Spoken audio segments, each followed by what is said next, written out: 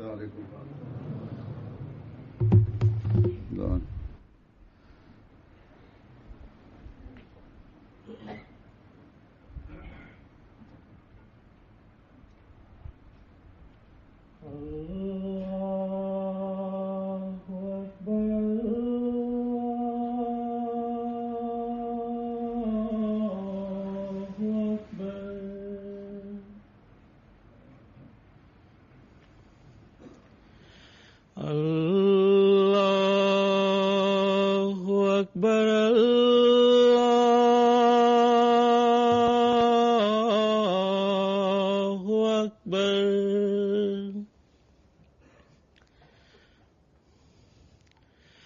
أشهد أن لا إله إلا الله.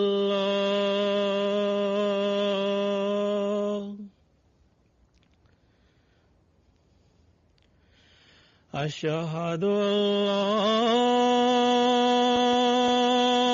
إله إلا الله.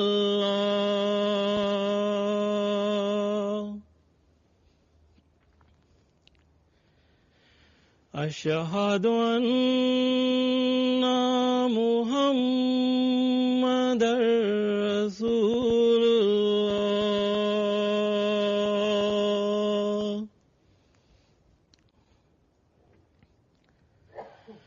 أشهد أن محمدًا رسول الله.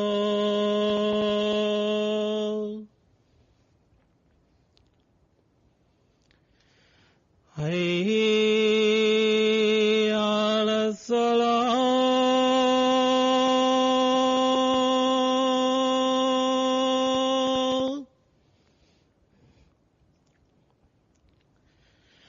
حي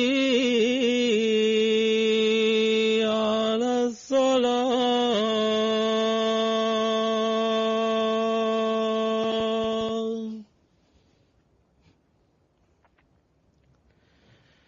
حي على الفلاح.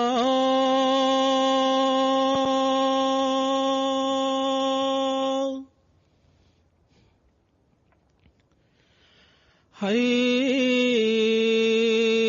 على الفلاح.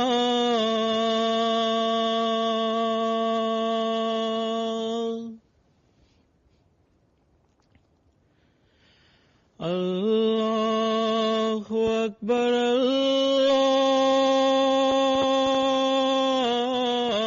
الله أكبر. لا إله إلا الله.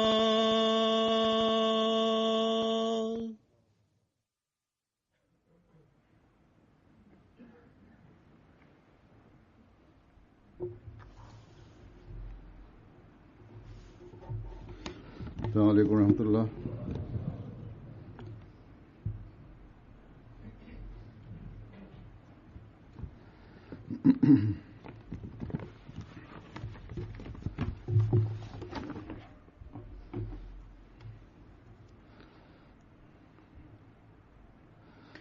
أشهد أن لا إله إلا الله وحده لا شريك له وأشهد أن محمدًا عبده ورسوله. أما بعد فأعوذ بالله من الشيطان الرجيم. بسم الله الرحمن الرحيم. الحمد لله رب العالمين. الرحمن الرحيم. مالك يوم الدين. إياك نعبد وإياك نستعين.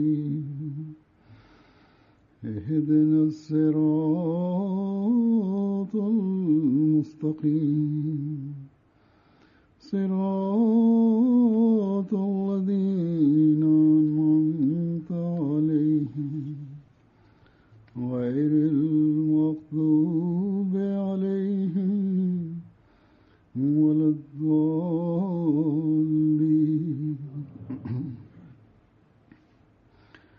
وقل لعبادي يقولوا التي هي أحسن إن الشيطان ينزغ بينهم إن الشيطان كان للإنسان عدوا مبينا.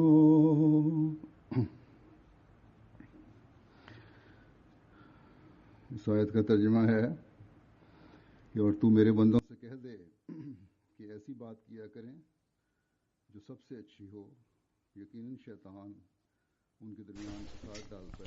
The translation of this verse is, "And say to my servants that they should speak that which is best. Surely Satan stirs up discord among them. Surely Satan is an open enemy to man."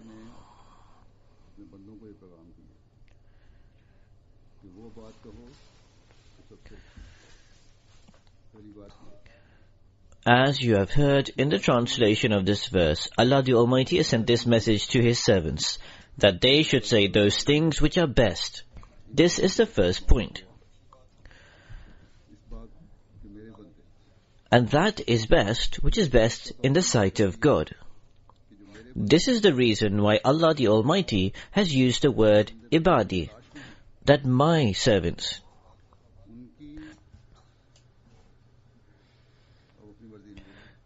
We have been bound by the fact that those who Allah the Almighty says are my servants, or those who are in the search of becoming my servants, their choice no longer remains.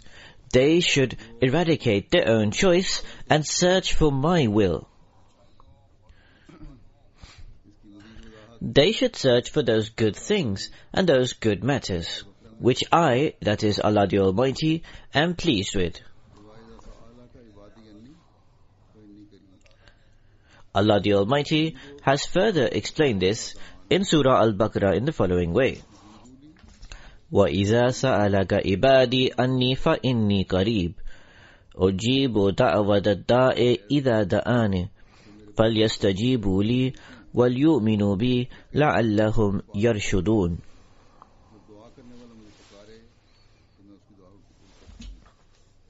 And O Messenger, when my servants ask thee about me, say, I am near.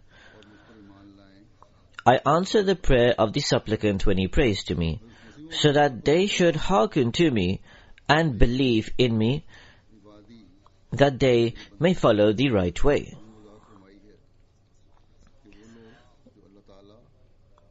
The promised Messiah, on whom be peace, regarding ibadi, meaning my servants, explained it in the following manner. That those people who believe in Allah and His Messenger, they alone are counted amongst ibadi, my servants, and as a result of being counted in ibadi, they are near to God. Those who do not come to possess belief in faith are far removed from Allah the Almighty. So thus, in order to become a true ibadi, a true servant of Allah, Allah the Almighty states that accept and believe and follow every one of my commands and strengthen your faith. And when this condition is brought about, you will be able to attain all forms and types of goodness. Your prayers will be accepted. So thus, when Allah the Almighty states that my servants should say those things, they should say those things and they should do those things which Allah the Almighty likes. This then makes it essential that one would have to progress and strengthen his faith, and one would have to search for the commands of Allah. One would have to channel his deeds in a manner which in the eyes of Allah the Almighty are good and excellent, and they are also beautiful.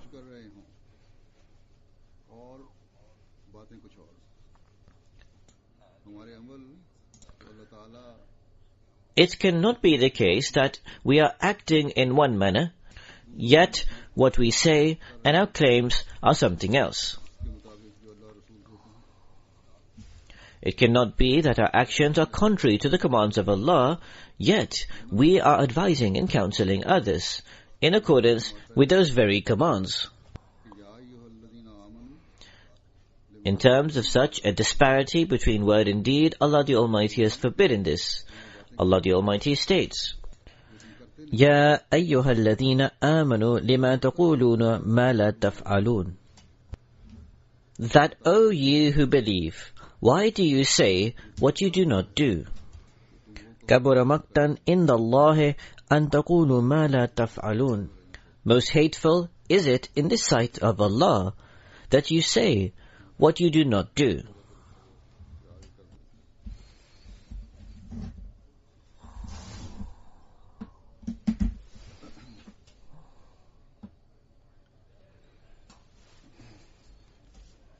बस कौल व fail का तजाद अल्लाह ताला को इंतहाई नापसंद, बल्कि गुनाह है। Thus, the contradiction in word and deed is extremely disliked by Allah the Almighty. In fact, it is a sin. On the one side, a person claims to profess to have faith. Yet, on the other side, there is this discrepancy and disparity. Both of these things cannot conform together. The promised Messiah, on whom be peace, states, "Listen to my words and remember them clearly. If the speech of a person is not from heartfelt truthfulness and there is no practical power, it will not be effective." In other words, one should speak truthfully and honestly, and whatever he says and speaks, he should act accordingly. If this is not the case, it will be worthless. Thus, يَقُولُ الَّتِي هِيَ أَحْسَنُ, that they should speak that which is best. This means that it should not be what is best in accordance with a person's own definition. In fact, it should be the best according to what Allah the Almighty has considered is the best. It should be something which spreads virtuosity, and it should forbid or shun evil and vices. Every single person cannot form his own definition and state that there is no contradiction between his word and deed, and that is why he has become a mu'min, a believer. That an alcoholic says that I drink alcohol, so thus, and you can also drink alcohol, because whatever I state, I also act upon. This is no virtue, and nor is this what is the best. In fact, this is a sin. Here in this society, we see that in the name of freedom, how many indecencies and obscenities are conducted, and these are done quite openly. On the television and on the internet and in the newspapers, these indecencies are publicized and promoted. In the name of fashion shows and dress shows, people are shown with very revealing clothes. So indeed, what these people say and what they do may be the same. However, in the sight of Allah the Almighty, it is undesirable and a sin. It is in contradiction to the injunctions of Allah.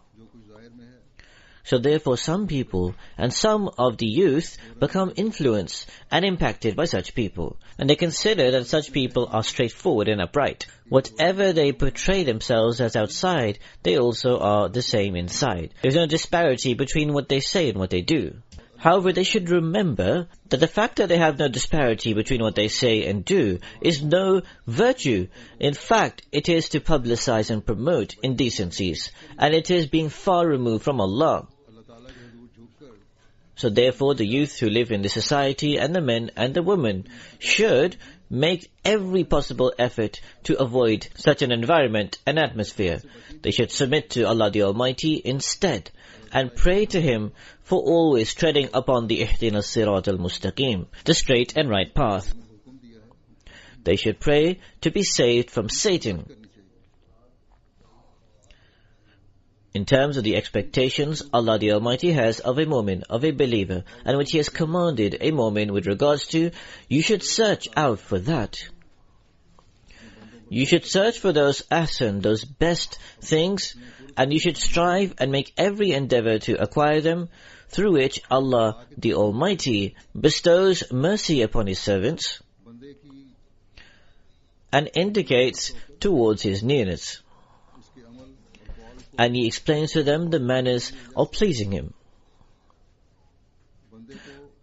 God becomes happy upon the good acts of that person, and as a result of the conformity of his word and his deed, He makes the person deserving of reward. To search out for all these things, a mu'min, a true believer, should search for the commands of Allah. This is so that he can understand the distinction between ahsan and ghair ahsan, that what is best and what is not best, that he can understand its essence and reality, and that he can be counted amongst those whom Allah the Almighty has announced as ibadi, that they are my servants. They have been given the glad tidings of the acceptance of their prayers. In this era, it is a great responsibility upon us, the Ahmadis, because we have accepted the Imam of the time. We have made the pledge that we will ensure there is concordance between what we say and what we do.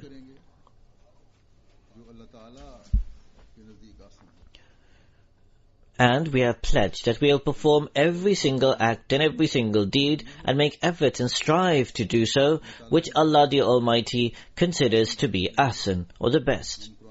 That there will be uniformity between our word and our deed. That in order to attain those best things which Allah the Almighty has outlined, we will incline ourselves and look towards the Holy Quran, where there are hundreds of different commands. And in the Quran it has made distinct between those acts which are good or best and not good and not the best. The Quran says that if you act in such and such way, you will come to have nearness to Allah. Or if you act in such and such way, you will incur the wrath of Allah. There are some aspects which I will indicate here at this time. For example, Allah the Almighty states, addressing the Muslims, كنتم خير أمة أخرجت للناس تأمرون بالمعروف وتنحون عن المنكر وتؤمنون بالله. This means that you are the best people, raised for the good of mankind. You enjoin what is good and forbid evil, and believe in Allah.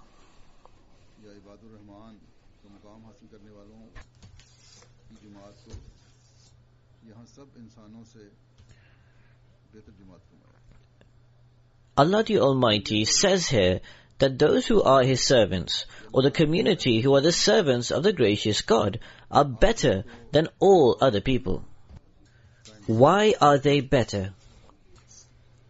It is because, in accordance with the ways that have been taught by Allah the Almighty, they have established the ahsan, the best way, in their words and deeds. They are the best for the reason that they guide others towards virtues and piety.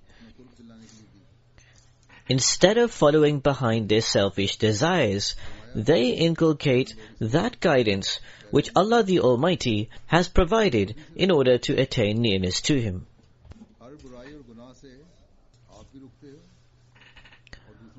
Allah the Almighty states, you are the khair ummah, the best people, because you stop other people from bad. You shun and you avoid every bad and vice and evil, and you also inculcate others to do so. And you do so that you can be saved from the anger of God the Exalted. Further, it is because your faith in Allah the Almighty is strong, and this is why you are the khair ummah, the best people. you are firmly established upon the belief that Allah the Exalted is watching over my every word and every deed.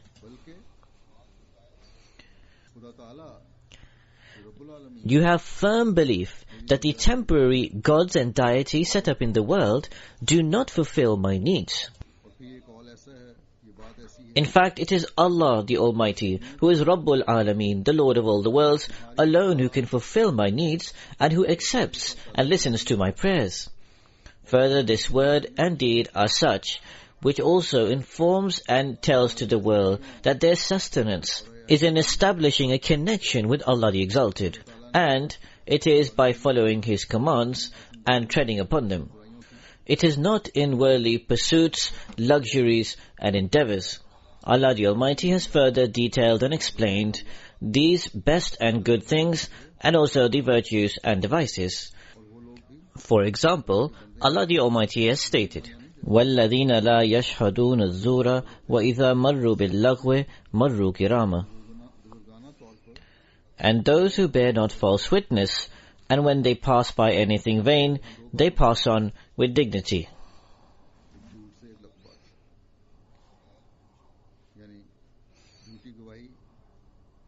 Here, Allah the Almighty has stopped us from two things.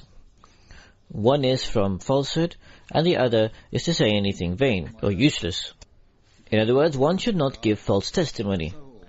Whatever the opportunity or occasion it is, one should never give a false witness. In fact, elsewhere, Allah the Almighty states that your standard of bearing witness should be of the level that whether you have to bear witness against yourself, your parents, or any of your relatives or loved ones, then you should do so. Therefore, this is the standard of establishing truth. When this standard is established, it will be counted amongst those ahsan, those best things, which Allah the Almighty has deemed to be ahsan. And as a result of this, a person attains nearness to Allah. And one improves and progresses in virtues and pieties. He becomes counted amongst those who are truly the servants of Allah. Then Allah the Almighty says further with regards to the truth, Ya ayyuhalladhina amanu ittaqullaha wa qulu qawlan sadida. In other words, O believers, fear Allah and say whatever is not twisted and not crooked. In fact, it should be the right word, it should be true, it should be straightforward, and it should be completely upright.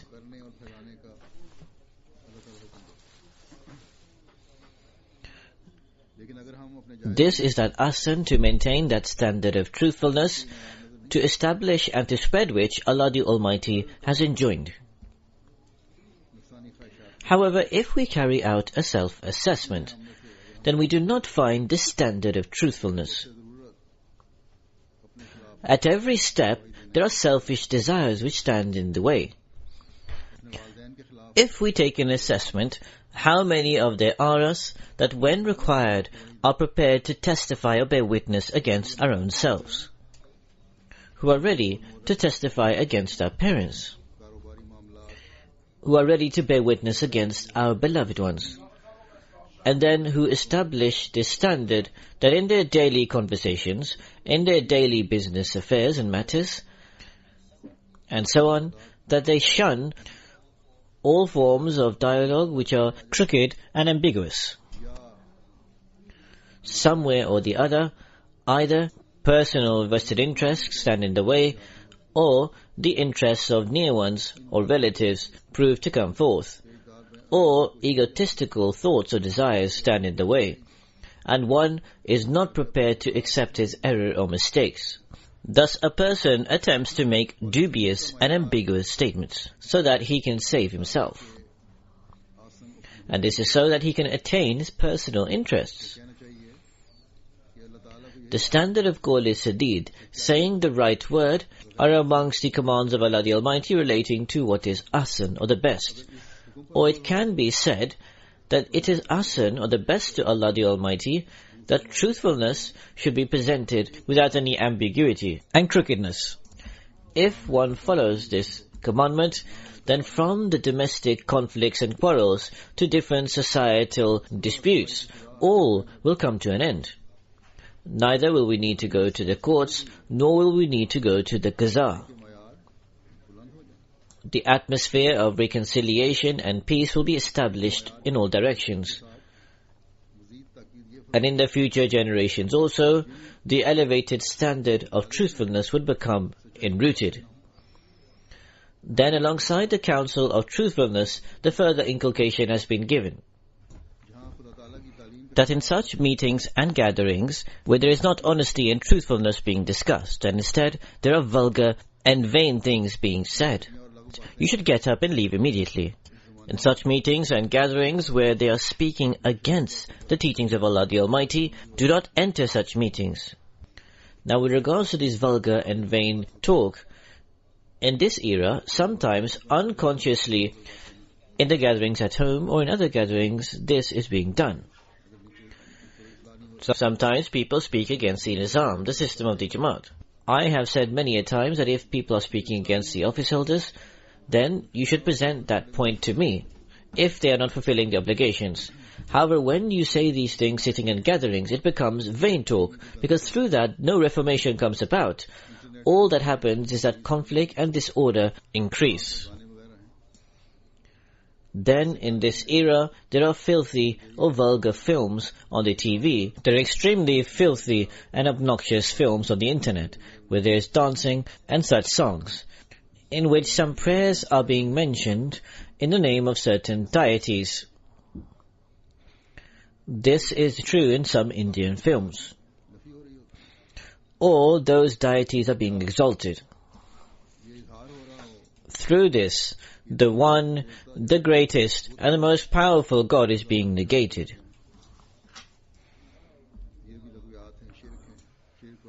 Or through this, it is being expressed that the idols or the deities are a means of taking one to God.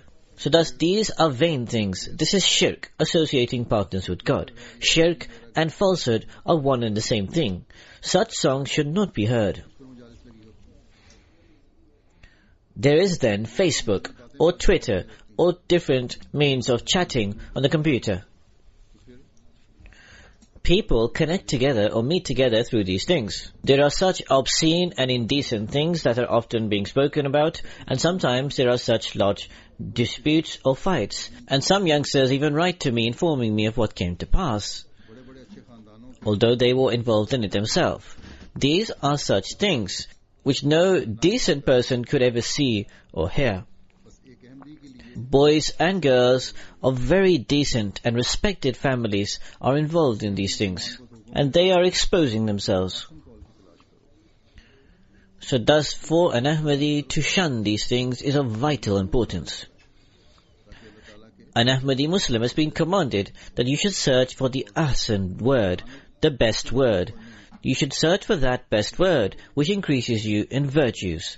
This is so that you can become the special servant of Allah the Almighty, and so that you can be saved from the curse that is to descend upon such persons. Nonetheless, there are many best or good words which Allah the Almighty has Himself enjoined us. There is to tread on the path of virtues, and to inculcate others of this is also the best word. To shun evil and to prevent others from vices is also ahsan, or the best thing.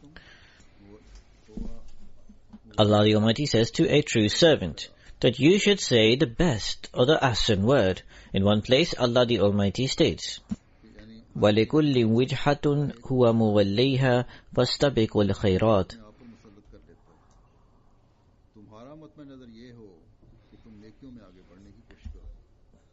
That everyone has a goal which dominates him.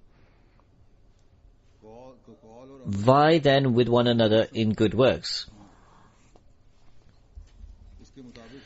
So therefore, when one makes an effort to progress and increase in good deeds, then one's word and deed will both be ahsan, or the best. One's word and deed will both be in accordance with what Allah the Almighty desires.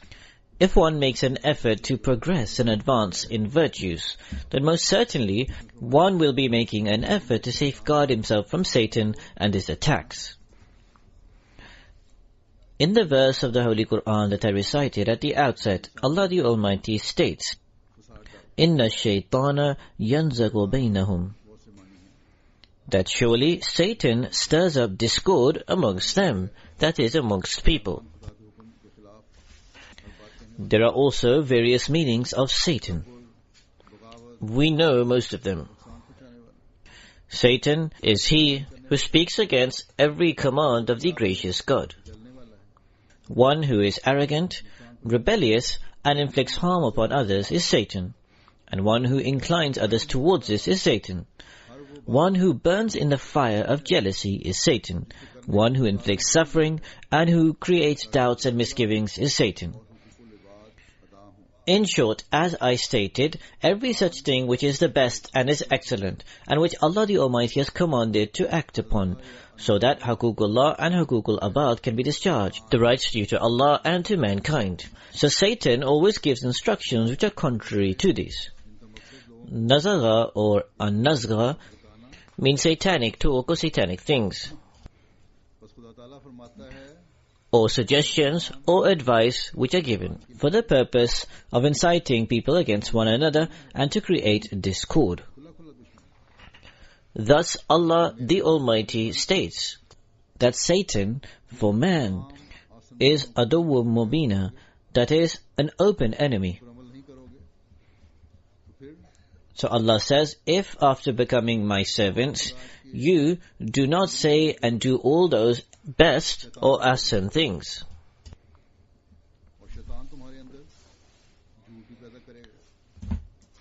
then you will exit the servitude of the gracious God and instead fall into the lap of Satan.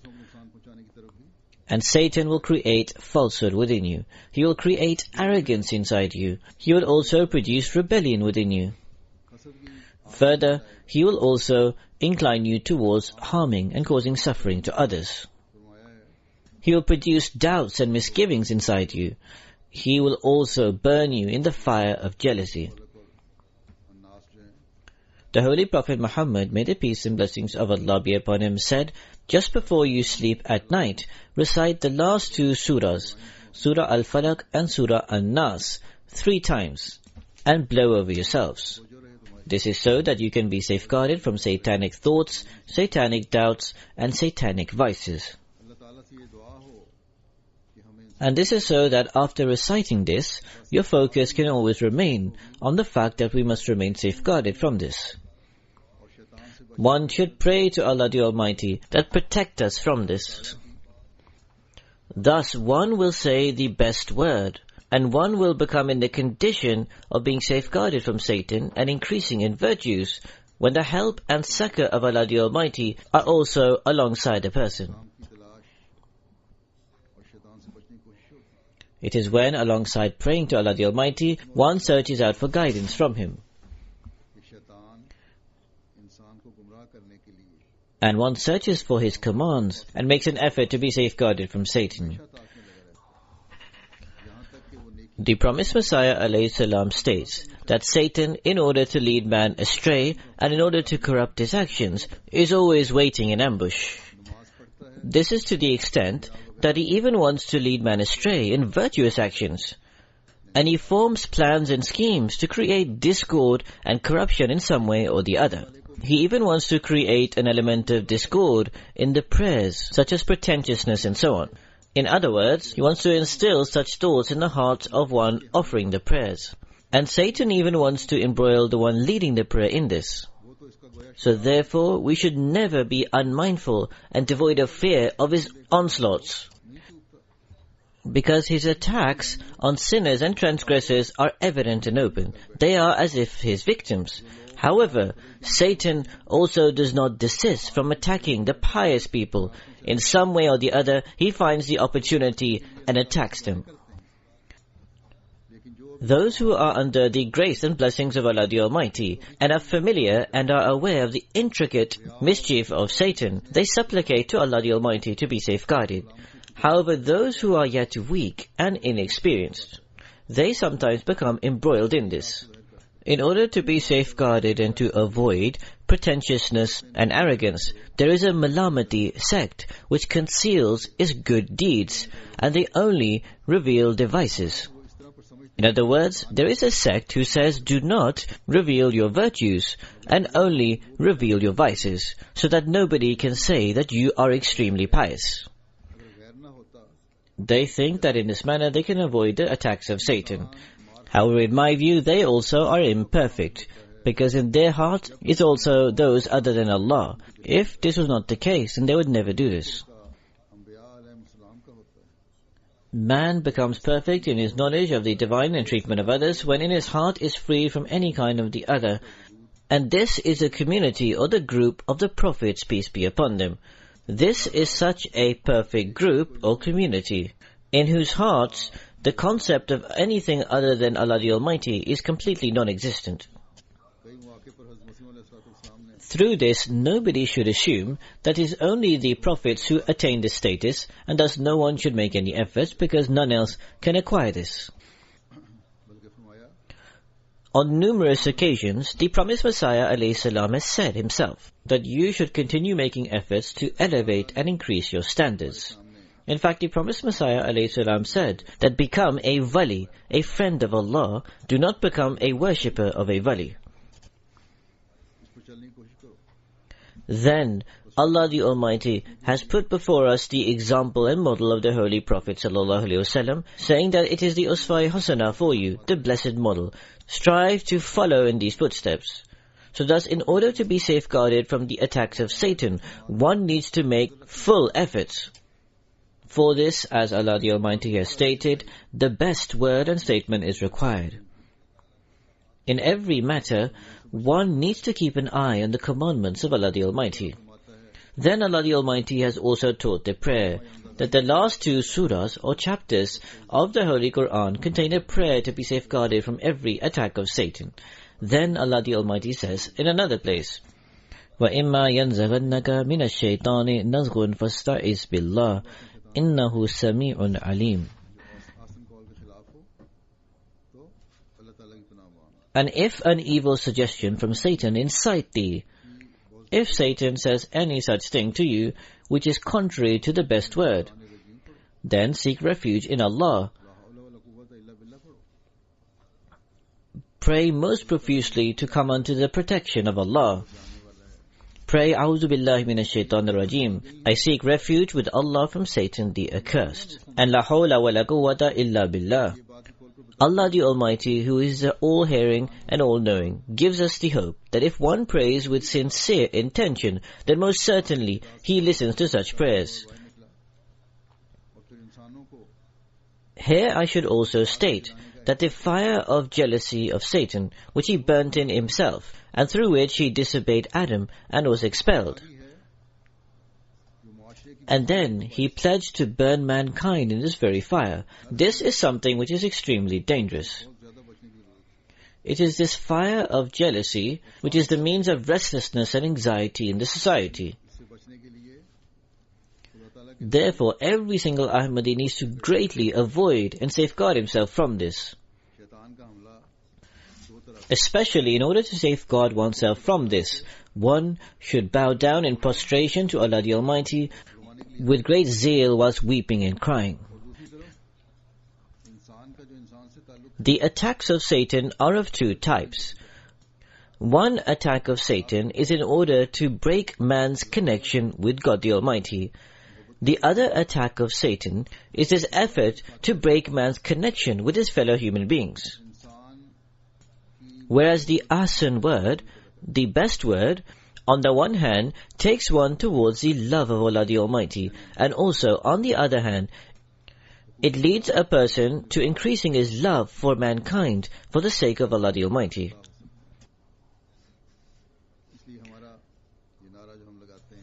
As I stated, Haqooq Allah and Haqooq al-Abad, the rights due to Allah and the rights due to mankind, can only be discharged through the best word. Thus, in terms of this slogan that we raise of love for all and hatred for none, even the non-Ahmadis are impressed by it. Whenever they come to our meetings and gatherings, they cannot refrain from mentioning and referring to this slogan. However, if we are not demonstrating this between each other, then this slogan would be worthless. It is the command of Allah the Almighty, and I present this before the Jamaat again and again, that Rahma bainahum, that be tender and compassionate amongst each other. Be kind and loving to one another. Only such people are true believers, true mu'mins, because this is a sign of a mu'min, of a believer. By excelling in speeches and statements, however much we try to establish and prove that this is our slogan of love for all and hatred for none, and then that we also present that this is an example of the identity and unity of the Jamaat. However much we make efforts to prove and establish this, this will only truly impress others and have an impact when within our homes and within our society we cultivate this atmosphere, that we should be tender and kind and compassionate to one another, that we should pardon, forgive and overlook each other. This is also a virtue regarding which Allah the Almighty has specifically inculcated. Allah the Almighty states, وَلْيَعْفُوا وَلْيَصْفَحُوا, that forgive and pardon and overlook.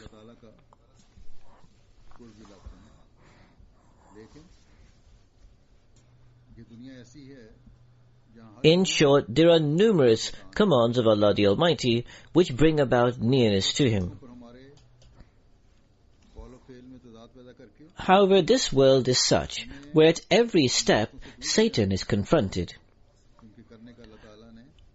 On many occasions, he develops disparity between what we say and what we do, and he wishes to remove us far from those aspects which Allah the Almighty has inculcated and commanded a true believer and servant of God to perform. So therefore, we should always remember that Satan will go on with his plans and his schemes. From the birth of Adam, he asked for the respite from God the Almighty, that give me this respite, that regarding whom you have said I should submit to, that I should lead him astray from the right path. Satan then went on to say, that I will tempt and incite the majority so that they will follow me. There will be less servants of God, and there will be a greater number of satanic people. Allah the Almighty responded to him, that whoever will follow you, I shall throw in hell.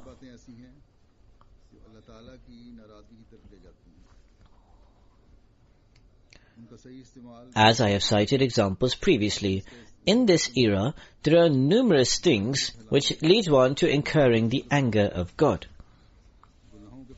Utilizing those things in the appropriate and proper manner is not bad. However, using those things inappropriately has become a huge means of spreading filth, spreading vices, and spreading sin. Yet, those very things are also a means of spreading virtues and goodness. There is the television. It provides informatory and educational things.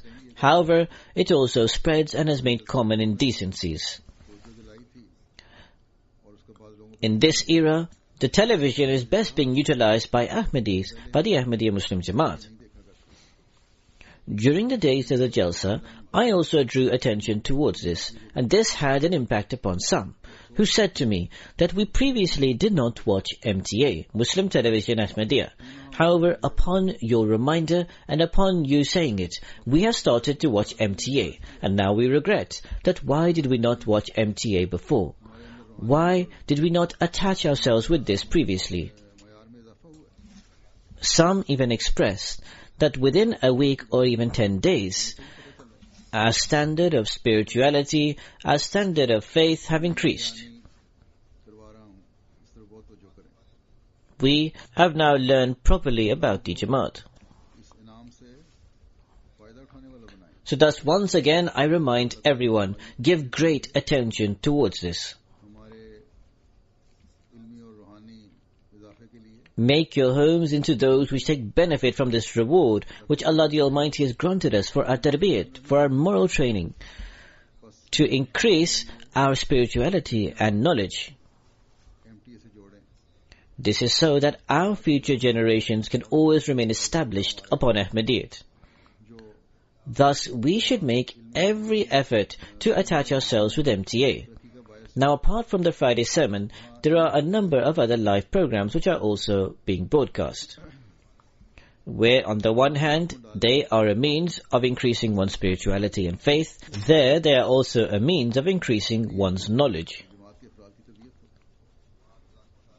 The Jamaat spends hundreds of thousands of dollars each year upon this. And this is for the reason that the members of the Jamaat can undertake the tarbiyat or moral training. If the members of the Jamaat do not take full benefit from this, they will only be depriving themselves. For the non-Ahmadis are now taking full benefit from MTA. The truthfulness of the Jamaat is becoming evident upon them. They are learning of the Tawheed, the unity of Allah, and the realities of Islam. And they are gaining true perception into this.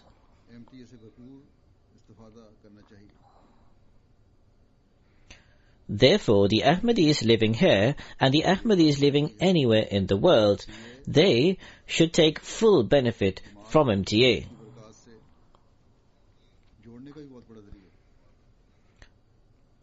There is another blessing of MTA, that it is an immense means of connecting the Jamaat with the blessings of Khilafat.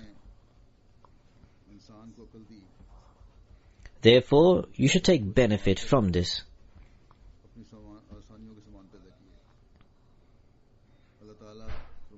Allah the Almighty granted man intellect. Man utilized this intellect to create facilities of ease and comfort for himself. Allah the Almighty states, Inna ja'alna ma'ala al-ardi zinatan laha linabluwahum ayyuhum ahsanu amala. That verily we have made all that is on the earth as an ornament for it, that we may try them as to which of them is best in conduct.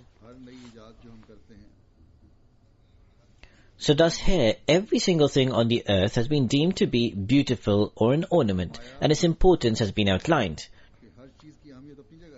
Every new invention has also been deemed an ornament or beautiful or good, and its importance has been expounded. However, Allah the Almighty says that its importance is on one side. However, it will only be beneficial when it is attached with the best action or deed. Therefore, we have been counseled that take benefit from these inventions. However, the best action should always be kept in view. The beauty of these inventions will only be there when they will be utilized in accordance with the pleasure of Allah, rather than to create discord, strife and corruption. If the best action is not utilized in these inventions, these same things become a trial. I have cited some examples already. Take just a television. It gives benefit, but it also has become a trial.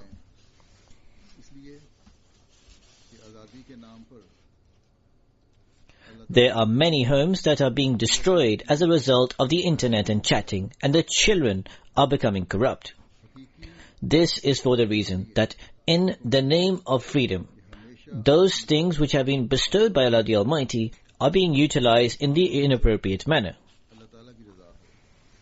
It has been commanded for a true servant that always keep in view the best word and speech and the best deed. The purpose of any task could be to attain the pleasure of God. Nonetheless, there are numerous commands of the Holy Quran. Not all of them can be detailed here. There is one matter that I would like to draw attention towards. In the beginning, I have said some things about this already.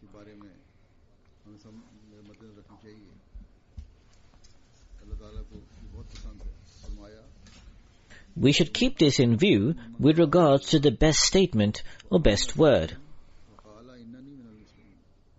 Allah the Almighty greatly likes this, and He says, وَمَنْ أَحْسَنُ قَوْلًا مِمَّنْ دَعَا إِلَى اللَّهِ وَعَمِلَ صَالِحًا وَقَالَ إِنَّنِي مِنَ الْمُسْلِمِينَ. And who is better in speech than he who invites men to Allah and does good work and says, I am surely of those who submit. So therefore this is that beautiful teaching and point which is expected of a true servant. It can and should be expected of a true servant. In the verse that I recited in the beginning, it was said, يَقُولُ الَّتِي هِيَ أَحْسَنُ, that they should speak which is best. And that is best which Allah the Almighty has commanded. However, in this particular verse, it is said taking together all these good things, it ultimately leads to the summary which is mentioned in this verse. And that is the best word, which is to call others towards God. Now the one who invites others to Allah would have to take a self-assessment, that to what degree is he himself acting upon those things which he is calling others towards. At the outset I also stated that Allah says, do not say what you do not do, because this is a sin. So therefore, as I have already explained in detail, one who invites others to Allah has to ensure that what he says and what he does are one and the same. He would have to completely and entirely fashion himself in accordance with Allah. This is an exemplary model of the Islamic teachings, that you call others to Allah the Almighty, because there is no better speech than this. This is something which greatly is liked by Allah. However, in order to call others to Allah, one would have to channel his actions into righteous deeds. Amal salih, righteous deeds, are those which are in accordance with God's guidance, which spreads goodness, and which are in accordance with the time. They are also the means of reformation. Here, I shall give an example of Amal Salihah, righteous deeds, which are not directly connected to this, but it is also necessary to clarify to you. For example, as I have mentioned before, to forgive and to pardon and to overlook others is a virtuous and pious deed. Allah the Almighty states, come into the habit of forgiving others. However, to forgive a habitual thief or to pardon a habitual murderer is not the best act or a righteous deed.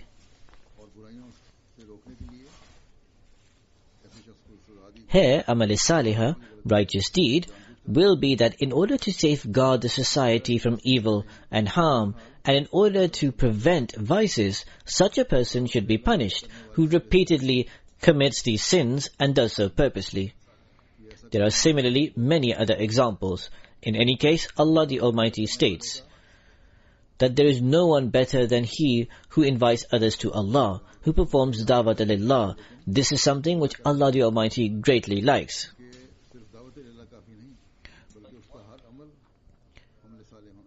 But one who calls others to Allah should remember that just inviting others to Allah is not enough.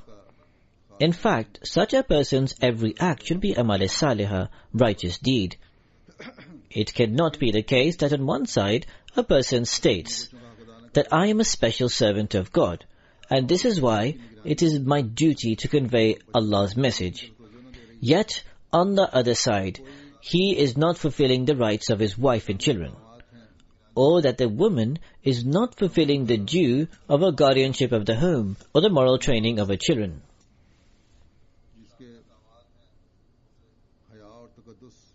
Or that any of the other Islamic commandments are not being followed.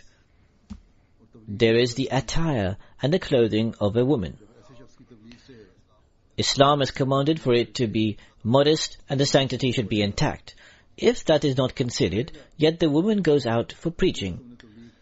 When through such a person's preaching, a person accepts Islam and then reads the Holy Quran, the person will say that you did preach to me. However, the Holy Quran commands for parda, covering, and also modesty and sanctity, which you are not acting upon. Then there are many other vices, such as falsehood, there is backbiting, and there are many other wrong things. They will not be forgiven for the fact that someone carries out preaching in an excellent manner. Allah the Almighty states, one who says the best word or speech should also do amal salihah, righteous deeds and actions. They should demonstrate that they are submissive and one who is completely obedient. That upon every command, they raise a slogan of Sami'na wa ata'na, that we hear and we obey. This is the sign of a true Muslim. Therefore, with this reference, I would like to also draw the attention of the Australia Jamaat, that remember that Dawat al-Illah, inviting others towards Allah the Almighty, is greatly liked by Allah. However, for this, alongside this, and in order to carry out this task, one needs to channel one's actions in accordance with the commands of God. One must demonstrate the example of complete submission and obedience. This country has a population of approximately 23 billion. However, in terms of land area, it is extremely large. It is in fact a continent. Nonetheless, the population is not all that much. It is limited to just some cities. Indeed, the distance between some cities is very large. However, as I also stated at the Jalsa, the Lajna, the Khuddam, the Ansar, and the Jamaati Nizam should all give great attention towards preaching and tabligh. Our work is only to convey the message. The results that will be produced is the work of God.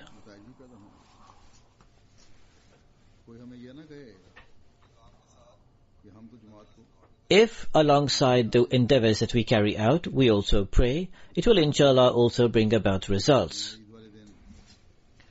No one should say that we do not even know or are acquainted with the Jamaat Ahmadiyya.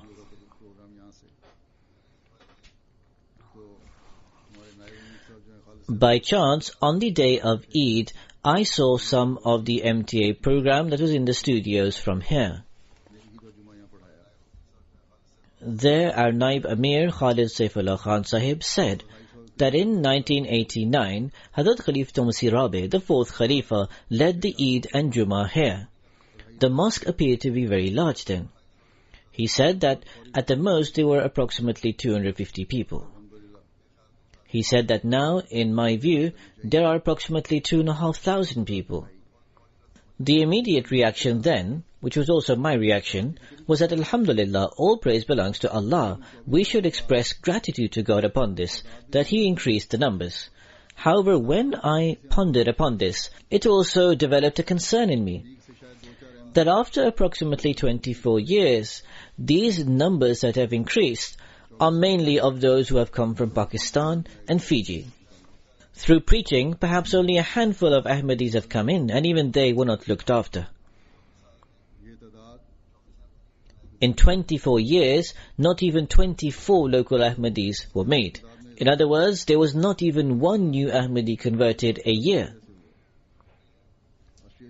These numbers that have increased, the numbers which have grown here, is as a result of the numbers decreasing in Pakistan and Fiji, and not as a result of the efforts of the Australia Jamaat.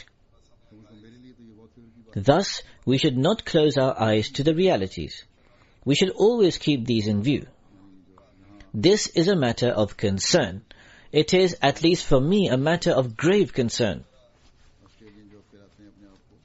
Similarly, apart from the local people, that is, the people who came here settled in the early period, those who now call themselves Australian, apart from these people, and apart from the indigenous native people who were here from before, there are also Arabs and people from other nations who have settled here.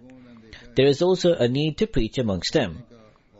A proper plan should be made, and then a campaign should be launched. I have noticed amongst the Australian people that they have a lot of patience to listen. They desire and they wish for this. If by establishing relationships, contact is made, and then this is reached to them, then some sincere people or the other will be found amongst them इस्लाम का अमन और मोहब्बत और भाईचारे का पैगाम पहुंचा। who will accept the true religion. Melbourne में जो बाज लोग मुझे मिले वो एमजीओ को तो जानते हैं। To every segment of the society, it is our duty to spread the message of love and affection and peace. There were some guests who met me in Melbourne who were acquainted with Ahmadis, but many amongst them who are not aware of the true message of Islam. They consider Ahmadiyyat to be an organization, those who have good morals, and they have friendship with them. However, the basic message of Islam has not been conveyed to them. Thus, there is a need to give attention in this direction. A sincere friend was given an award at the Jalsa that despite his disability, he conveyed the message of peace flyer or leaflet in the quantity of 20,000.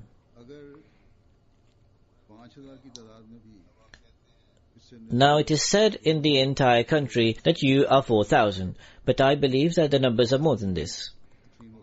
If the numbers here are of 5,000, and half of them, that is 2,000 persons, distribute the flyers and the leaflets, then this could have been distributed to 10 million people. That is, to half the population of Australia, the message of peace of Islam could have been conveyed. This true picture could have been formed in 1 year. Then, for preaching, another pamphlet could have been made. In fact, even if we distributed this to 1/4, or even if we had distributed this to 1/10, it would have drawn the attention of the media. Then the newspapers alone will pick up this message. And in many countries this is what has happened, even in a country like the United States. The rest of the work is carried out through these means. There may indeed be good attention given towards the media and good connections with them. This is what I have seen. However, this should be used to convey the true message of Islam. Here, there are many people of elderly age who have come here. They have also come to various countries. I say to them everywhere, and I will also say to them here, they have no other work. They are sitting idle at home. They should dedicate their times fully and distribute flyers and leaflets. They should take the literature of the Jamaat, they should preach and distribute this. These facts and figures I have given are only to incite realization. I am aware that in terms of the cost of publication, perhaps the Jamaat of Australia would not be able to afford it.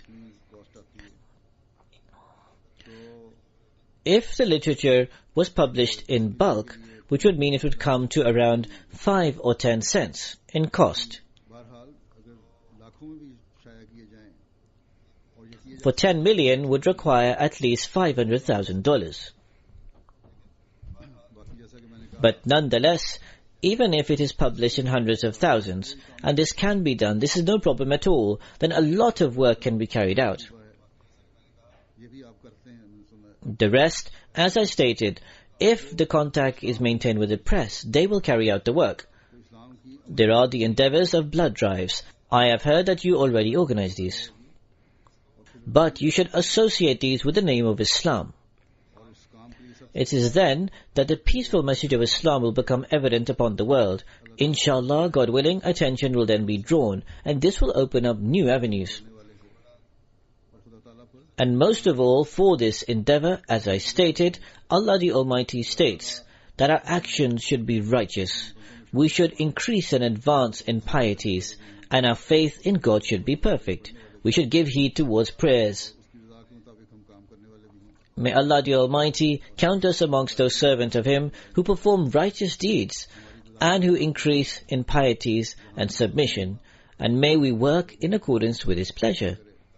May Allah the Almighty also produce pious results out of this. May our increase in numbers also consist of the local people from here. May Allah make it so. After the Friday prayer, I will also lead a funeral prayer in absentia, which is of Muhtarama Sahibzadi Abdul Mateen Sahiba. She was the daughter of Hazrat Muslih Maud, may Allah be pleased with him, the second Khalifa of the Ahmadiyya community. She was the wife of Sayyid Mir Mahmud Ahmad Nasir Sahib. She passed away on the night, approximately at midnight, on 14th October in Rabwa. Inna lillahi wa inna ilayhi raji'un. Surely to Allah we belong and to Him we shall return. She was buried on the Eid day yesterday or day before yesterday. She was born in Qadian on 21st December 1936 in Qadian. She was born in Darul Masih itself. Hazrat Amma Jan, the wife of the promised Messiah, and Hazrat Muslih Maud had prayed most profusely for her. She was the daughter of Hazrat Sayyida Maryam Siddiqa Sahiba. From this wife of Hazrat Muslih Maud, she was the only daughter. She was also the maternal granddaughter of Dr. Mir Muhammad Ismail Sahib. May Allah be pleased with him. Dr. Mir Muhammad Ismail Sahib was also the maternal uncle of Hazrat Muslih Maud. Hazrat Muslih Maud wrote poems for his daughter. These have been published in Kalam-e Mahmud Azitarana, Twala Ahmadiyyat. One of the couplets is that my call day and night is only that there is only one creator of this universe. Nonetheless, I have noticed amongst the children of Hazrat Muslih Maud, in particular amongst all the daughters, I have seen that they have a very close connection with Allah the Almighty and are very regular in their prayers. Not only were they regular, but in fact, they would pray with great absorption and attention. They all prayed very long prayers.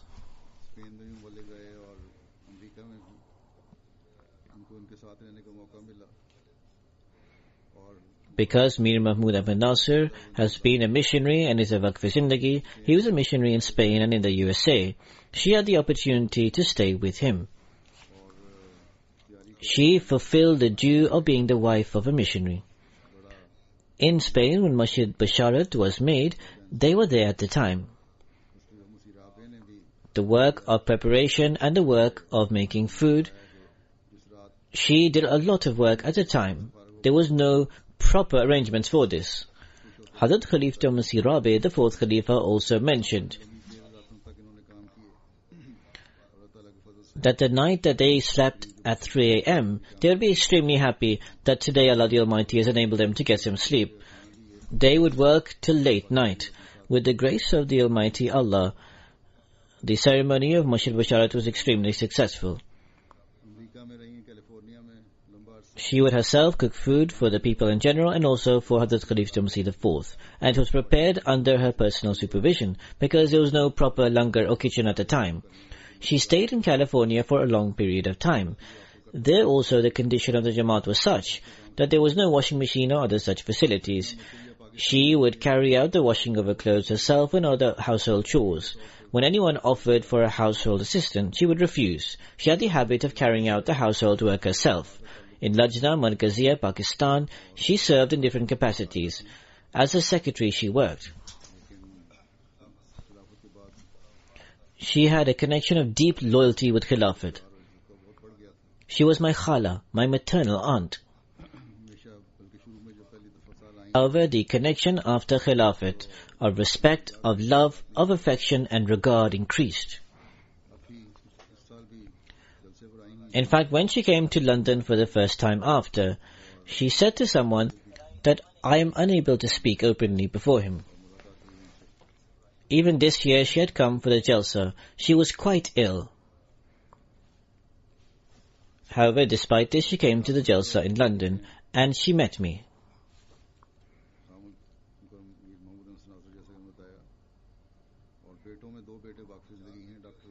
She has 4 sons and 1 daughter. As I stated, her husband is Mir Mahmud Ahmad Nasir. And amongst her sons, 2 are life devotees, Waqf-e-Zindagis. One is Dr. Ghulam Ahmad Farooq Sahib, who did a PhD in computer science from the USA and is nowadays working in Rabwa in the offices of Sadr Anjuman Ahmadiyya. The other Waqf-e-Zindagi life devotee left his employment and came to London. He is here with me, Muhammad Ahmad Sahib. He was here, but because of the demise of his mother, a few days ago he went to Rabwa. They both brothers work with great devotion and sincerity. May Allah the Almighty continue to enable them to carry this out. May Allah the Almighty elevate the rank of the deceased. She has one daughter who lives in Holland. One son is a doctor who lives in Dubai, and another is in the United States. May Allah the Almighty enable all of them to maintain a relationship of loyalty and devotion with Khilafat. Respected Mir Mahmud Ahmad Nasir Sahib is feeling quite lonely. May Allah the Almighty, through His grace and through His blessings, grant him peace and tranquility. And the shortcoming can only be fulfilled through the grace of Allah the Almighty. When someone is together for so long, then indeed such feelings do come about. May Allah the Almighty elevate the station of the deceased. As I stated, after the Friday prayers, I will lead the funeral prayer in abstention. Alhamdulillah nahmaduhu wa nasta'inuhu wa nastaghfiruhu wa nu'minu bihi wa natawakkalu alayhi wa na'udhu billahi min shururi anfusina ومن سيئات أعمالنا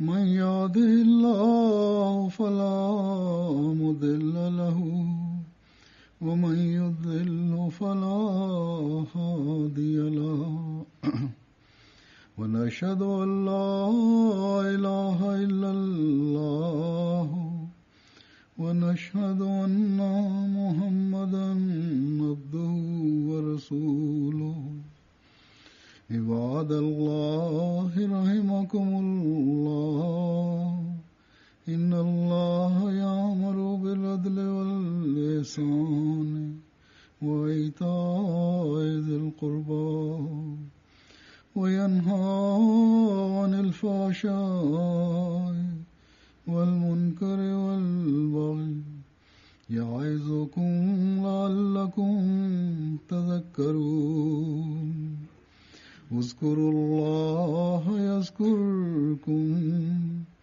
وادعوه يستجب لكم ولذكر الله أكبر